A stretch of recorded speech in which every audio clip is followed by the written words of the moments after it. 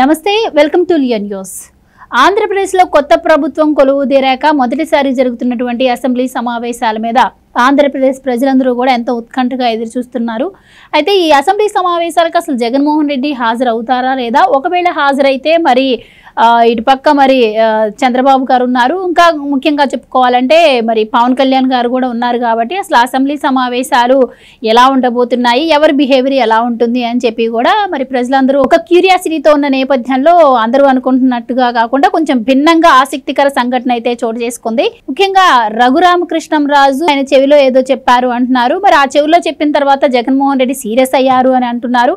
అసలు మరి ఆయన చెవిలో రఘురామకృష్ణంరాజు ఏం చెప్పారు, మరి జగన్మోహన్ రెడ్డి ఎందుకు సీరియస్ అయ్యారో తెలుసుకునే ప్రయత్నం చేద్దాం. మనతో ఉన్నారు సీనియర్ పొలిటికల్ అనలిస్ట్ అంకమరావు గారు.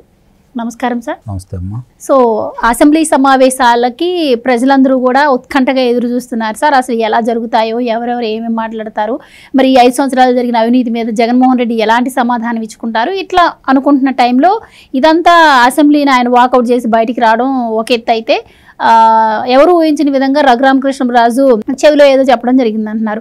సో అందరికీ ఏంటంటే అసలు ఆయన చెవిలో ఏం చెప్పారు, ఎందుకు ఆయన సీరియస్ అయ్యారు అని అనుకుంటున్నారు.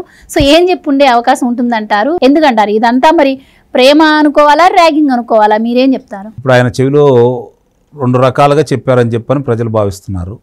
మొట్టమొదటి ఏంటంటే, అదేంది నాయన నువ్వేదో శాసనసభలో ఉన్నావని నీతో కూర్చొని మాట్లాడుకొని మన విషయాలు చర్చించుకుందామని నీతో మాట్లాడుతూ ఉంటే ఆ కిక్కే వేరే ఉంటుంది నాకు. అదేదో నేను అనుభవిద్దామని వస్తే నువ్వు మళ్ళీ మమ్మల్ని వదిలిపెట్టి లోక్సభకి వెళ్తానంటున్నావు ఏంటి అని అడిగాడని కొంతమంది అంటా ఉన్నారు.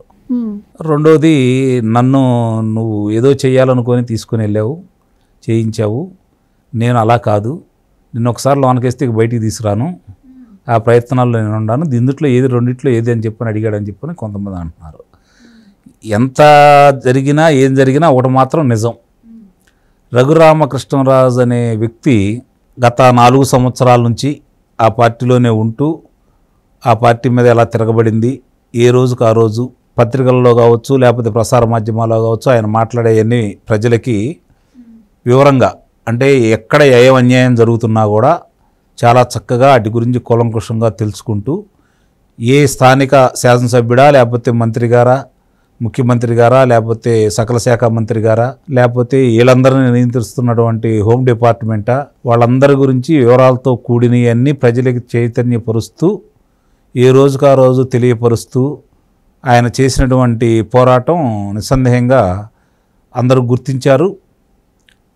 గుర్తించిన విధానంలో ఈరోజు 2019 నుంచి 2024 వరకు జగన్మోహన్ రెడ్డి గారి యొక్క ప్రభుత్వం మీద వ్యతిరేకత రావటానికి నిస్సందేహంగా ఆయన కూడా ఒక సింహభాగం, అందుట్లో ఎలాంటి సందేహం కూడా ఏం లేదు.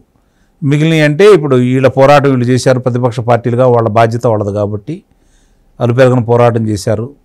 అందుట్లో చంద్రబాబు నాయుడు గారు కావచ్చు, లేకపోతే పవన్ కళ్యాణ్ గారు కావచ్చు, లోకేష్ బాబు గారు కావచ్చు, ఇవన్నీ కూడా మొత్తం ఎట్లా చేస్తున్నారు ఏంటనేది రఘురామకృష్ణరాజు గారు మొట్టమొదటి నుంచి ప్రజలకు చెప్పుకుంటానే వస్తున్నారు. ఇప్పుడు మీరన్నట్టు పక్క సీటే కోరాడని నిస్సందేహంగానే ఇప్పుడు మూడు కొట్టినందుకు కాదు తోడుకోవడం నవ్వినందుకు అని చెప్పిన ఊరకాలం లేదు కదా సామెత. రేపు పొద్దున ఈ యొక్క అభియోగాలన్నీ బయటికి వెలికి తీసి ఇతను చేసిన అన్యాయాలన్నీ శాసనసభ సాక్షిగా ఎండగట్టే దాంట్లో ఈయన ముఖ చిత్రం ఎలా ఉండబోతుంది, ఈయన యొక్క ముఖ కవళికలు ఏ విధంగా ఉన్నాయని చెప్పి పక్కన కూర్చొని రేపు వర్ణన చేయడానికి పక్కన కూర్చోబడుతున్నాడు ఏమనిపిస్తుంది నాకు. అంటే ఒక రకంగా ఈరోజు జరిగినటువంటి కార్యక్రమాలు కనుక చూసుకుంటా ఉంటే రఘురామకృష్ణరాజు గారికి సగం సంతోషపడి ఉంటారు, ఎందుకంటే శాసనసభలో ఎదురుపడ్డారు కాబట్టి. ఇది రాజస్థంతో కూడింది, అదేమో పరాభవంతో కూడింది, వ్యత్యాసం కూడా ఉంది కదా ఇక్కడ. నాకు ఎదురులేదు 30 సంవత్సరాలు అనుకున్న వ్యక్తి ఈరోజు 5 సంవత్సరాలకే ఇంటికి వెళ్ళటం, అంటే అధికారం లేకపోవటం, మరి ఎవరైతే ఆయన్ని భౌతికంగా లేకుండా చేయాలనుకున్న వ్యక్తి అధికార కూటమిలో ప్రముఖుడిగా ఉండి ఎదురుపడటం, ఇది అతను ఊహించి ఉండడు గతంలో. కానీ ఇప్పుడు అతను ఊహలకు అందనివన్నీ జరుగుతూ ఉన్నాయి.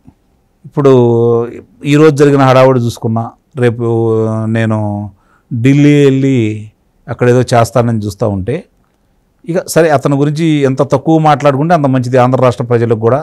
ఎందుకంటే అతి త్వరలోనే ఆ పార్టీ కావచ్చు ఈయన కార్యకలాపాలన్నీ కూడా ముగింపు దశ చేరుకున్నాయి. అందులో ఎలాంటి సందేహం కూడా ఏం లేదు. మళ్ళీ తిరిగే అవకాశం కూడా ఉండదు. జనం ఉండరు, నాయకులు ఉండరు, పార్టీ రూపురేఖలు ఉండవు. అలా చక్రబంధంలో ఇరికించుకుంటూ వస్తున్నారు ఈ కూటమి. వీళ్ళేమీ కార్యకర్తలు ఆవేశపడ్డట్టుగా లేకపోతే ప్రజలు కోరుకున్నట్టుగా అంత హడావుడిగా వీళ్ళు అతని మీద చర్యలు ఎందుకు తీసుకోవట్లేదు అంటే, ఒకసారి అభియోగం మోపిన తర్వాత దాని సాక్ష్యాధారాలన్నీ సమర్పించేసి న్యాయస్థానాలు కూడా వెలుసుబాటు కల్పించని విధంగా చేస్తున్నారు. ఇప్పుడు ప్రారంభం చేసిన రఘురామకృష్ణరాజు గారే కదా, ఆ మాట కూడా చెప్పి ఉండొచ్చు. నువ్వు వదిలేసావు, నేను ప్రారంభించాను, నువ్వు ఆట మొదలుపెట్టావు, నేను చెడుగుడుగా ఆడుకుంటున్నాను, నువ్వు ఎలా తప్పించుకుంటావో చూద్దామని కూడా అని ఉండొచ్చుగా.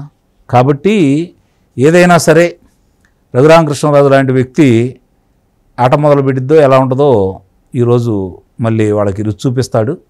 అందుట్లో సందేహం ఏం లేదు. జరిగిన పరిణామాలన్నీ మన మంచికే అనుకునే రకం. అండ్ ఇంకా త్రిబుల్ గారు ఎప్పుడు కూడా ఆ పార్టీలో ఉన్నా లేకపోతే ఆ పార్టీ మారి ఇప్పుడు టీడీపీ నుంచి ఎమ్మెల్యేగా గెలిచినా కూడా ఎప్పుడు ఏ చిన్న విషయం రాష్ట్రంలో జరిగినా కూడా వెంటనే ఆయన స్పందిస్తూ ఉంటారు. ప్రెస్ మీట్ పెట్టడం కావచ్చు, లేదా ఓన్గా వీడియో చేసి రిలీజ్ చేయడం కావచ్చు, ఇలాంటివి చేస్తూ ఉంటారు. అండ్ గతంలో మరి జగన్మోహన్ రెడ్డి ప్రభుత్వంలో ఉన్నారు కాబట్టి ఇప్పుడు అధికారంలో ఉన్నటువంటి టీడీపీ వాళ్ళకన్నా కూడాను ఆ పార్టీలో ఉన్నారు కాబట్టి ఆయనకి ఆ పార్టీలో ఉన్న లూసుకులు కావచ్చు, కొన్ని వివరాలు కావచ్చు ఆయనకి ఎక్కువగా తెలిసే ఛాన్స్ ఉంది. సో ఆ రకంగా ఏమన్నా సబ్జెక్ట్ పరంగా అలా ఏమన్నా ర్యాగింగ్ చేసే అవకాశం ఉంటుందంటారా ఈయనని? అంటే పక్కన సీట్ కూడా కోరారు కాబట్టి ఈయన చేసే ర్యాగింగ్కి ఎట్లాగూ జగన్మోహన్ రెడ్డి గారు కంపల్సరీ అన్కంఫర్టబుల్గానే ఫీల్ అవుతారు. ఆ అన్కంఫర్టబుల్నెస్ కోసం కావచ్చు. సో ఆయన ఆలోచన ఏమై ఉండే ఛాన్స్ ఉంటుందంట? ఇప్పుడు గవర్నర్ గారి ప్రసంగానికి తొలిసారిగా అలా నల్ల దుస్తులు ధరించి రాకూడదు మొట్టమొదటిది. సో ఆ క్రమం తప్పాడు ఆయన. రెండోది ఏంటంటే తొలి రోజే గవర్నర్ ప్రసంగం సంపూర్ణంగా అతనికి 10 నిమిషాలకే గొడవ చేసి బయటికి వెళ్ళిపోయారు. అంటే ఆ సభా సాంప్రదాయాలను కూడా తప్పాడు ఆయన.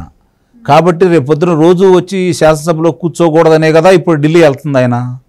26 దాకా ఇక్కడ ఉన్నాయి, 24 అక్కడ వెళ్తున్నారంటే 23 ఇక్కడికి వెళ్ళాలి. ఈరోజు 22, రేపే కదా వెళ్ళేది ఆయన. అంటే శాసనసభలోకి ఈ యొక్క చర్చా వేదికలో పాల్గొనకూడదని అది ఒక నిర్ణయానికి వచ్చి ఉన్నాడు. భవిష్యత్తులో వస్తాడని మనం నమ్మకాలు పెట్టుకోకూడదు. ఇట్లా వస్తారు, హడావుడి చేస్తారు, 10 నిమిషాలు వెళ్ళిపోతారు. ఎందుకంటే రేపు పొద్దున వాళ్ళు అడిగే మాటలకు సమాధానం ఉండదు, వాళ్ళు చూపించే లెక్కలకి ఈ దగ్గర సమాధానం ఉండదు.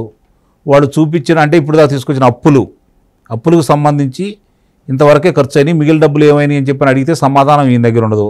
ఎందుకంటే దానికి రాసిచ్చేవాళ్ళు వేరే వాళ్ళు కావాలి కదా. ఆయన సమాధానం ఎటు చెప్పలేడు.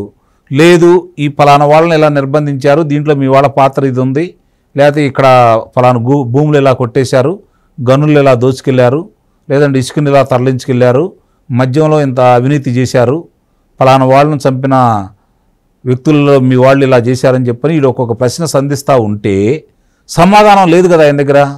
సమాధానం అయితే చెప్పలేడు కదా. కాబట్టి ఇట్లాంటి హడావుడి చేసి ఇప్పుడు అక్కడ పోలీసులను బెదిరించేసి రకరకాల విన్యాసాలు చేస్తే ఎంత తొందరగా లోనేస్తారని ఎదురు చూస్తున్నాడేమో అనిపిస్తుంది నాకైతే. అతను తొందరపడి చూస్తూ ఉంటే బయట ఉంటే ప్రజలకు సమాధానం చెప్పాలా, శాసనసభ్యులకు సమాధానం చెప్పాలా, ముఖ్యమంత్రి గారిని ఎదుర్కోవాలి, శ్రేణుల్ని బుజ్జగించాలి, శ్రేణులను కాపాడుకోవాలి. అదే లోనకెళ్ళి కూర్చున్నాడు అనుకోండి, ఈ గొడవ అంతా ఉండదుగా. శ్రేణులు ఈ టాయిలెట్ వెళ్ళిపోతారు, నేను లోన ఉండాలి కాబట్టి పార్టీ లేకుండా పోయింది. బయటకు వస్తే ఇప్పుడు దాకా సింహం అన్నారు కదా, మరి ఇప్పుడు పిల్లిలా తయారైంది కదా ఆ పరిస్థితి. ఇవాళ చూసుకుంటే నల్ల పిల్లి అయిపోయాడు, అంతేగా. కాబట్టి ఇవన్నీ కూడా అతను ఊహించని పరిణామాలు. చూడాలి దీనికంటే కూడా రఘురామకృష్ణరాజు గారు ఎలాంటి చర్య తీసుకుంటారు, ఏ విధంగా ఆయన్ని సూటిపోటీగా మాట్లాడి ఏం చేస్తాడనేది తట్టుకోలేకపోతున్నాడేమో అనిపిస్తుంది నాకైతే. Right sir, thank you so much.